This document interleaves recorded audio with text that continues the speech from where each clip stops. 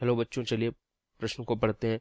अतः SN2 प्रतिस्थापन के प्रति अभिक्रियाशीलता के आधार पर इन यौगिकों के समूहों को क्रमबद्ध कीजिए। ये कहता है 1 bromo butane, 1 bromo 2,2 di methyl propane, 1 bromo 2 methyl butane, 1 bromo 3 methyl butane. ये 4 यौगिक दिए गए हैं।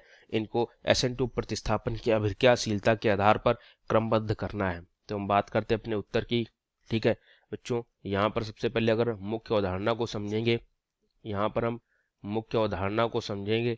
ठीक है, यहाँ पर हम मुख्य अवधारणा को समझेंगे। तो इस प्रश्न की जो मुख्य अवधारणा है वो SN2 की क्रियाशीलता को बताना है। SN2 की जो क्रियाशीलता है उसके क्रम को बताना है। ठीक है, तो यहाँ पर जो SN2 होती है, SN2 वो इस प्रकार से होती है जैसे कोई RX है, यहाँ पर X हैलोजन है, इस पर जैसे कोई नाभिक स्नेह क्रिया करने आता है तो SN2 क्रिया जो है वो एक पद में होती है, X बाहर आता है, यहाँ पर RNU बन जाता है प्लस X माइनस। ठीक है, तो इसकी जो क्रियाशीलता होती है वो किस पर निर्भर करती है? इसकी जो क्रियाशीलता है वो निर्भर करती है कि इस R पर R के साथ जुड़े हाइड्रोजन, या सीधा हम R कह सकते हैं।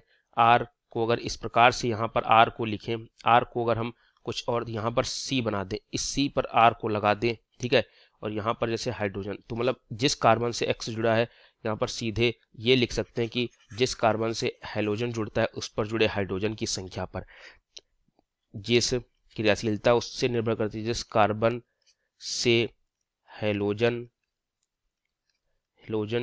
जुड़ा है उस पर जुड़े हाइड्रोजन से। ठीक है, यह है क्रियाशीलता जो निर्भर करती है इसकी, वो जिस कार्बन से हाइड्रोजन जुड़ा है, जैसे इस पर उस पर अगर इस कार्बन पर जितने ज़्यादा हाइड्रोजन होंगे उतनी अधिक क्रियाशीलता होगी। तो देख लेते हैं, अगर एक 1 ब्रोमो ब्यूटेन की बात करें तो 1 ब्रोमो ब्यूटेन होता है CH3 CH2 CH2 CH2 Br। ये है 1 ब्रोमो ब्यूटेन।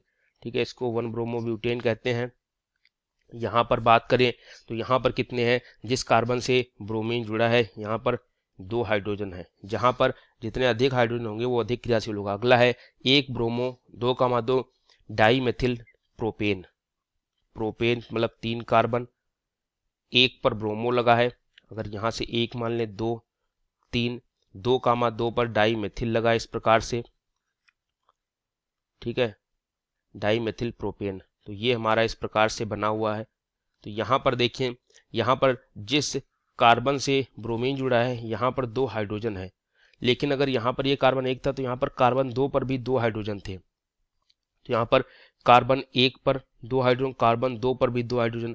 अगर कार्बन 1 पर 2 हाइड्रोजन समान आ गए हैं तो हम कार्बन 2 के हाइड्रोजन देखेंगे, तो यहाँ पर कार्बन 2 पर 0 हाइड्रोजन है।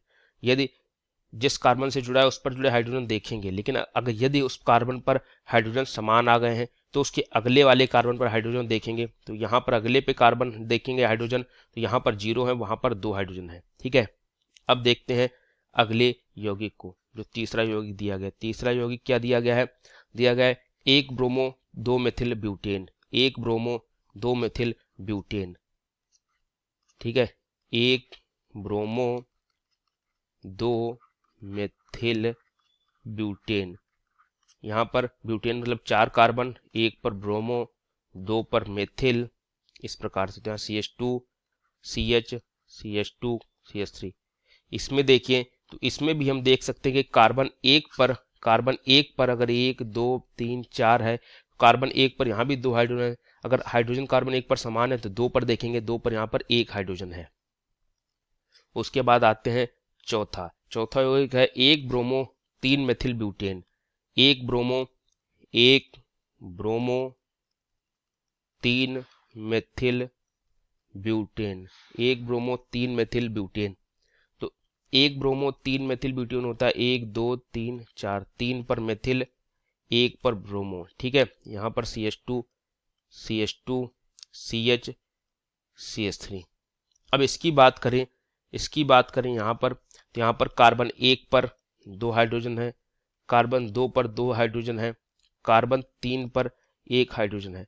अब अगर क्रियाशीलता हम हाइड्रोजन के आधार पर देखें, ठीक है, हाइड्रोजन के आधार पर देखें तो यहाँ पर जो हमारा कार्बन 1 है उसमें सब में 2 हाइड्रोजन है। कार्बन 1 पर सब में 2 हाइड्रोजन है तो इसके आधार पर हम बता नहीं सकते हैं।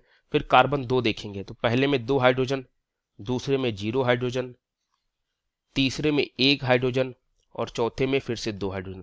मतलब सबसे पीछे कौन आएगा, सबसे पीछे क्रियाशीलता में आएगा जिसमें कार्बन 2 पर 0 हाइड्रोजन है जो कि 2 है, तो 2 वाला सबसे पीछे आएगा क्रियाशीलता में। इसके बाद जो इसकी क्रियाशीलता आएगी वो आएगी जिसमें 1 हाइड्रोजन है, वो 3 वाला आएगा।